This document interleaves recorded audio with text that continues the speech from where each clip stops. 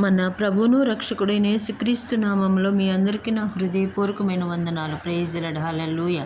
సింహపు పిల్లలు లేమి కలవై ఆకలిగొనును, యెహోవాను ఆశ్రయించు వారికి ఏ మేలును కొదువై ఉండదు. కీర్తనల గ్రంథము 34వ అధ్యాయము 10వ వచనం. పిల్లలారా, మీరు వచ్చి నా మాట వినుడి, యెహోవా యందలి భయభక్తులు మీకు నేర్పెదను. అదే కీర్తనల గ్రంథం 34వ అధ్యాయం 11వ వచనంలో దేవుడు మనతో మాట్లాడుతున్నాడు. ఆయన సన్నిధికి వచ్చి ఆయన ఆజ్ఞలను తూచా తప్పకుండా పాటిస్తూ ఆయన ప్రతి వాగ్దానములు మనకు కొరకు సిద్ధము చేసి ఉన్న వాగ్దానాలన్నీ మనం స్వతంత్రించుకోవాలి అంటే ఆయన మాట వినాలి. ఆయన మాట మనం వింటే ప్రతి వాగ్దానం మనం సొంతం చేసుకుంటాం. ఆయన ప్రతి ఈవుల్ని మనకి స్వాస్యంగా ఇచ్చే దేవుడు. హల్లెలూయా.